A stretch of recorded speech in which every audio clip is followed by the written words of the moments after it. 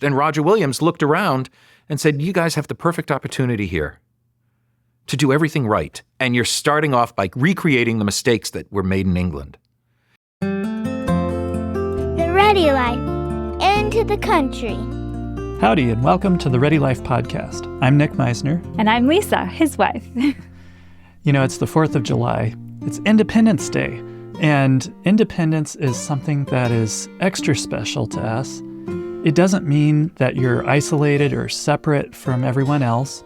It means that you have the freedom to chart your own course and to make your own decisions, not be at the mercy of some foreign king like our forefathers were, or, in the case of us, at the mercy of the power company, big agribusiness, the oil cartel, or our very own government.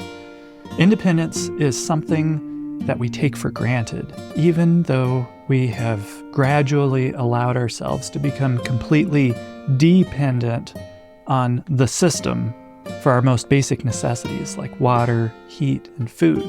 You know, for many years, it's been our mission to wake folks up to the reality of how dependent we really are for our basic necessities, and to show them practical actions for how to break these shackles of bondage and become as independent as possible. But as important as physical independence is, there is a more foundational form of independence. The freedom to think for oneself, to choose what you will or will not believe, to choose who you will worship or not worship, as the case may be, and to speak freely of such things. It's a place deep in your soul where only God has a right. So true. We talk about basic necessities of life like water and heat and food, but there are also basic human rights that were given by God. Our country's Declaration of Independence refers to these as life, liberty, and the pursuit of happiness. And when our founders were framing the Constitution, George Mason, who was a delegate from Virginia, vowed that he would not sign that Constitution unless there was a Bill of Rights attached to it that would specifically call out the rights of the people. He viewed these rights as the basic necessities that absolutely must be secured, much like we're advocating for everyone to secure their basic necessities like water, heat, and food. And when drafting the Bill of Rights, there was one thing that was so foundational to everything else that Madison placed it as the very first item. Amendment 1. It said, Congress shall make no law respecting an establishment of religion, or prohibiting the free exercise thereof, or abridging the freedom of speech, or of the press, or the right of the people peaceably to assemble and to petition the government for a redress of grievances. Thank you, Madison. You know, the right to be free from the government sticking its nose into your religion, and to freely exercise what you believe and to speak freely about it, this truly is the first of all of our freedoms. And it was put there for a reason. Our founding fathers had many firsthand examples of what it looks like when the government is controlled by the church, or when the church is controlled or restricted by the government. Many, if not most, of the 13 colonies had a history of having a state church, and very many religious minorities were relentlessly persecuted. So you see, unfortunately, America hasn't always been free. From the time when the pilgrims landed at Plymouth Rock, there was religious oppression and persecution. But not long after the first settlements had started, a ship called Lion landed with a man named Roger Williams. And with him came the glimmers of a brand new day. Roger Williams. That's a name that's not terribly well known these days. If you've heard of him, it's likely the piano player, Roger Williams, or perhaps if you're into history, you may recall him as the founder of Rhode Island. But he was so much more than this. Roger was the father of soul liberty, as he called it, or freedom of conscience, in America. He wasn't the first one to come up with these ideas, but he was the first in modern times to actually put them into practice. And in many ways, even to this day, we still haven't caught up with the principles that Roger was advocating. So on this Independence Day, we're going to do something a bit different. And we're going to hear from a couple of Roger Williams historians that we interviewed some time ago. One is a park ranger at Roger Williams National Memorial in Rhode Island, and the other is a professor of history at Rhode Island College, and he's also the church historian for the First Baptist Church in America, which is located in Providence, Rhode Island. And we learned so much from them, and we wanted to share it with you. You know, I remember the first time I heard about the story of Roger Williams. I mean, I'm sure I probably heard about Roger, read about him in my history books in school, but I will never forget the day when I was sitting in your living room and you were sharing the story of Roger Williams, and we watched some of these clips then. And I just remember how it revolutionized the way that I think about religious freedom and freedom in general. It changed the whole way that I view the world around me and how I view our government and our country. So this really was very helpful to understand. So as we celebrate the anniversary of America's independence, let's remember where some of these principles were first implemented in our country and celebrate the heroes who sacrificed so much to pass the torch of independence and freedom to each one of us. Roger Williams isn't prominent in American history because he doesn't fit into the mythology. He's the founder of Rhode Island if you dig into the history books. And that's most about what you'll read about it. But the general mythology of the United States is the Pilgrims came over here for religious freedom. They had a Thanksgiving, and then there was a revolution. Okay? If you take that the English came to America for religious freedom, whether they came to Plymouth or to Boston and set up the city on the hill, it doesn't make any sense that this guy, Roger Williams, gets kicked out of Boston or the Massachusetts Bay Colony because he wanted religious freedom. Isn't that why they came over here? It just doesn't make any sense. And unless you want to get into the subtleties of really what happened, that they didn't come over for religious freedom, they came over to escape religious persecution. It doesn't sound like much, but it's a subtle difference. They came over for religious freedom? No, they came over for their religious freedom to escape religious persecution back in England. And then when they got here, they knew they were right. So anybody that disagreed with them was going to be punished. And Roger Williams looked around and said, you guys have the perfect opportunity here to do everything right. And you're starting off by recreating the mistakes that were made in England. Here, let everybody follow their own heart. Let them have that personal relationship with God. Because if you don't, you're just creating another generation of hypocrites. That's what Roger Williams is. He established a place with real religious freedom, where the government couldn't tell anybody when, where, or how to go to church, where people were allowed to come in and follow their own hearts. Quakers, Baptists, Jews, Native Americans. They could follow whatever religion they wanted. It wasn't just a Christian state or a Christian colony.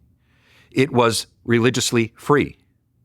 He is a founding figure in American history because he's the first person to clearly articulate the principles of religious freedom and separation of church and state that end up in the United States Constitution. I think it's really helpful, too, to realize the difference between religious freedom and escaping from religious persecution.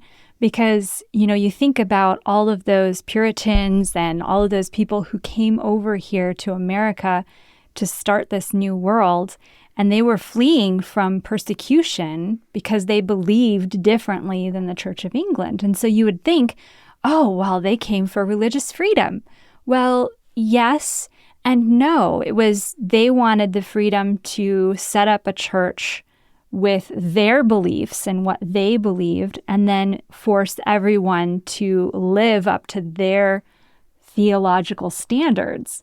And if you didn't live up to those standards, you were thrown out of the colony, just like Roger Williams was. And this is not to put them down. The Pilgrims, they were a product of the times. Exactly, yes. They were doing what you did. The concept that a church could be independent and that the independent of the state, and that each person could choose to do exactly what they wanted with their own religious views was unheard of. That people couldn't even imagine it. Roger Williams was like this light shining in the middle of darkness regarding that concept, at least.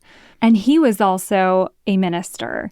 And he actually established a church in Providence, Rhode Island. He was a devout Christian. Yes, he was. And these principles of religious freedom were actually based on the government of God, right? But he implemented it from a civil viewpoint. And we each have the freedom to disagree and still live peaceably together. Right.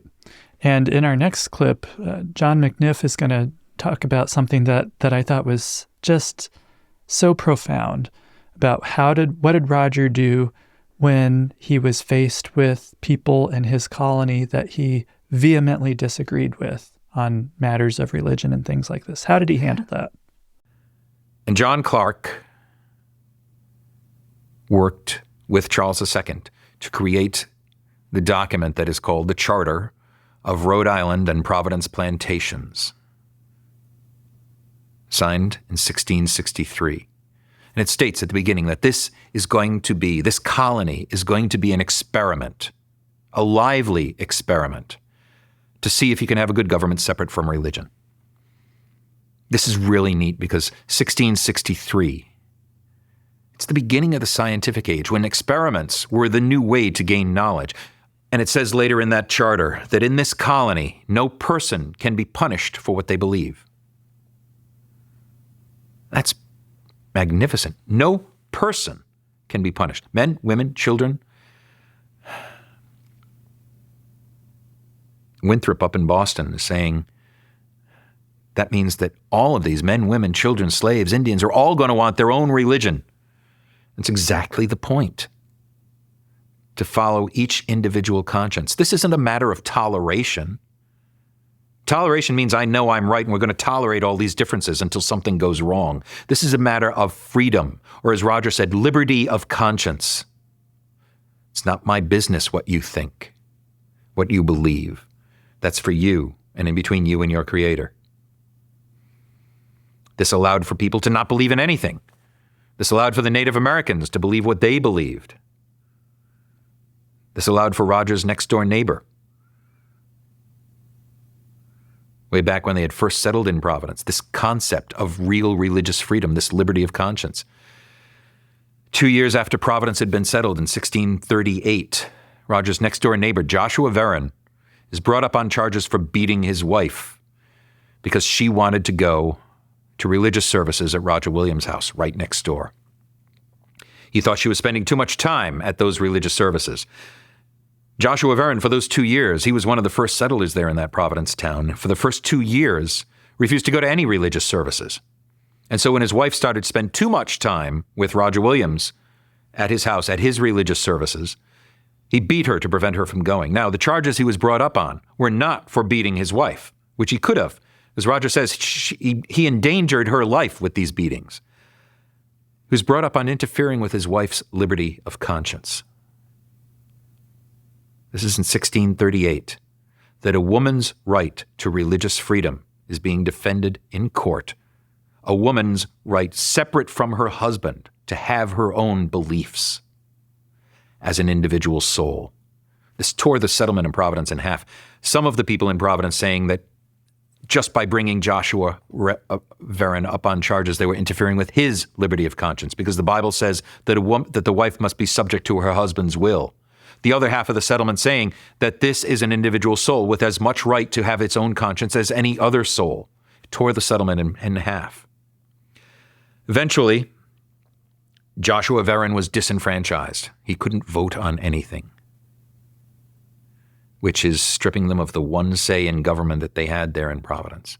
And he leaves, and he drags his wife with him back up to Salem, where Joshua Verron becomes the church warden in Salem, the one that enforces the fact that people have to go to church. And his wife Jane and Joshua's brother Philip were both arrested for refusing to go to church services up in Salem. It's ironic. They're on just the opposite sides of the coin up there. But the whole point here is that in Rhode Island, each person was allowed full liberty of conscience.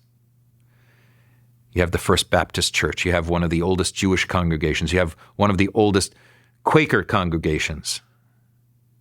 Everybody was allowed to follow their own conscience. It's not because Roger agreed with everybody. When Roger was 70 years old, he got into a canoe in Providence and rowed all the way down to Newport to have a 3-day-long debate with the group down there called the Quakers. After 3 days of debate, he gets back into the canoe, rows back up to Providence, starts writing an essay that becomes a book. That's a point-by-point argument about why the Quakers are wrong. It's a book that's called George Fox Digged Out of His Burrows. But the Quakers are allowed to stay there. That's the whole thing. You can disagree, you can argue, you can struggle about religion, but you can't hurt anybody because of what they believe. And that's the beauty of that original charter.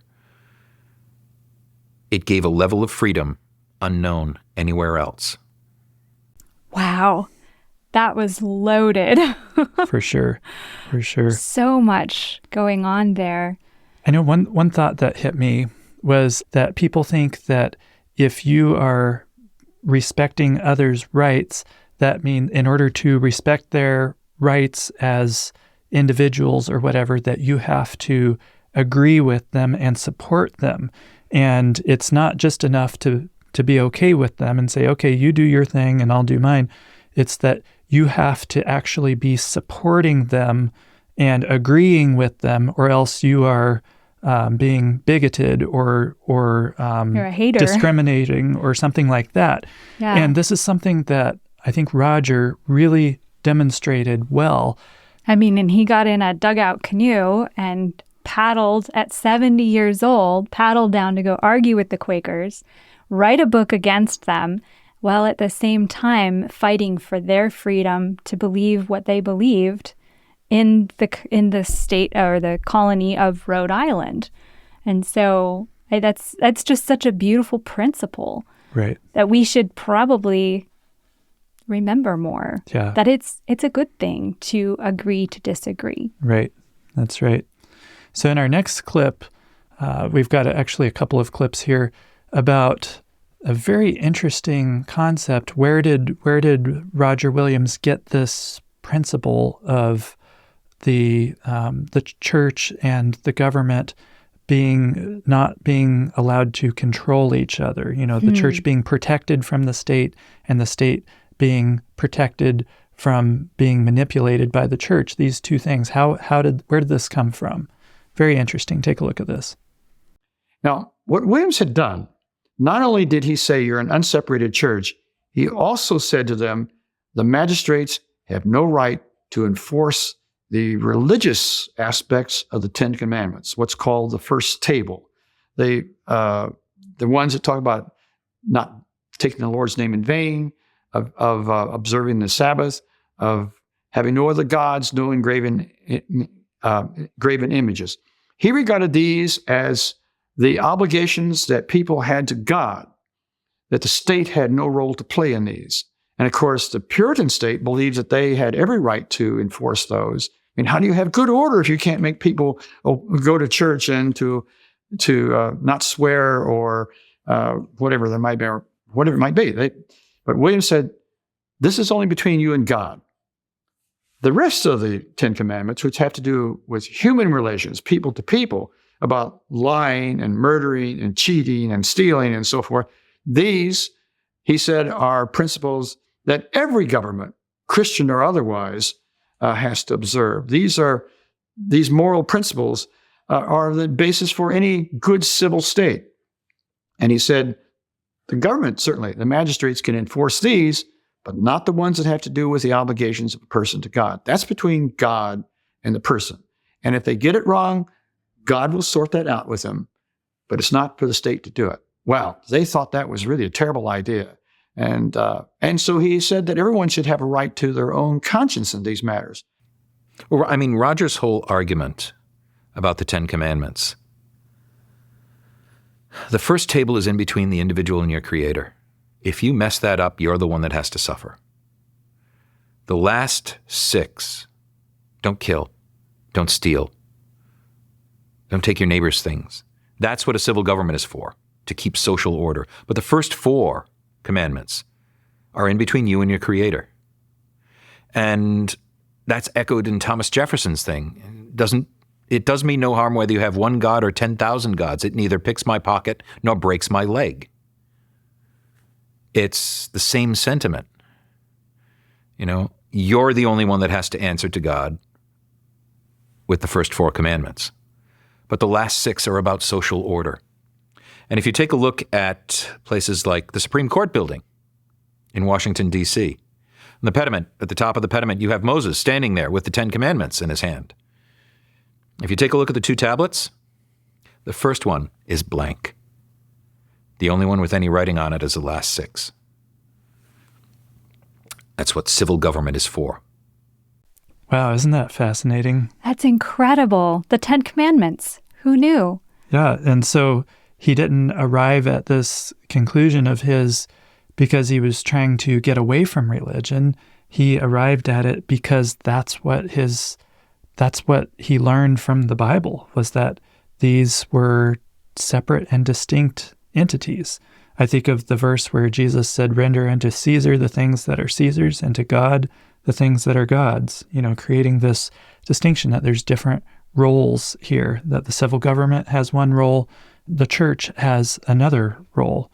And very, very interesting to keep these things in perspective and to understand that distinction like Roger did. It's really important. It's beautiful to see that we have an obligation to God, and that stands just between you and God, and that's it. And then we have an obligation to each other, which is the last 6 on those in the 10 Commandments. And no government has any business or any right to enforce anything that relates to your relationship with God. Those That's first right. 4 commandments. That's right. He was a man ahead of his time. He really was. So just some closing thoughts from our historians on Roger Williams.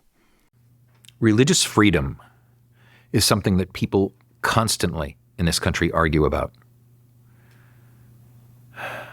And I think if Roger Williams has a legacy for this country, it's the fact that we can argue about it. Do we always live up to it? No. We're human beings. We all have failings. And there's no one time in American history where everything works right. The United States of America is one of those countries that it's the sum total of what we do, not any individual slot in time that tells the story. And there are times when we do things right. There are times when we do things better than anybody else in the world. And there are times when we really mess up. But the thing is, we keep going. We get up at the end of the day and we get ready for the next day and we start all over again. One of the beautiful things that we have in this country is 10 amendments to the original Constitution, spelling out the rights of the people, the rights of the citizens of the United States of America. And the very first one, that Congress shall make no law respecting an establishment of religion nor prohibiting the free exercise thereof. That is a legacy that Roger Williams would be really proud of, because that says it all. Government doesn't make laws about religion, about establishing a religion, and it doesn't stop people from following their own conscience. Do we always live up to that? No. But the beauty is that this country can still talk about it without having to worry about being arrested or being shot at because of what you believe, which is a real threat in other places of the world. In countries that we call our friends, it's still a real threat, just for what you believe. And if that's a legacy, I think that's something that Roger would be really proud of, the fact that we still debate it, because it means it is a lively experiment. I've studied Roger Williams for a long time. I've read his books. I've read his opponents' books. I've dug in the ground where he lived. I've been around as an archaeologist in this area for 10 years. I know a lot of the stuff. I've seen a lot of the stuff from the time period. For all the great things that Roger Williams did, he's still a human being, like any of us. And if there's one lesson out of all of it, it's that any of us can also stand up and be counted the way Roger Williams was. He's not a bronze statue. He's not a marble statue. He's not some impossible creature from the past. He's a human being like any one of us who believed in and stood up for his principles, no matter what the cost. If there's one lesson about Roger Williams, more important than any of the others, that's it. He believed in and stood up for his principles. No matter the cost. I love that. Yeah. What a man. So on this Independence Day, let's remember the heroes that have handed us this legacy that we have here. And let's implement the principles that they fought so hard for and sacrificed for in our lives today. And let's practice these principles of independence and of freedom. In the case of Roger Williams, freedom of conscience, soul liberty, being willing to die for someone's right to differ with you. You know, this is what it's about. That's so beautiful. Let's not take that for granted. Yes. So as we're watching the fireworks and, you know, thinking of the blessings that we have in this country, let's do what we can to stand for these things that have made us great and perpetuate this. And let's try and implement the things that Roger and so many others handed down to us. Yes. And happy Independence Day. Yes. Thanks for listening to this episode. And if you enjoy the podcast, feel free to leave a comment, like, subscribe, tell your friends about it. All that sort of thing helps to get the word out. And we'll be back next week with our regular fare. So, bye now.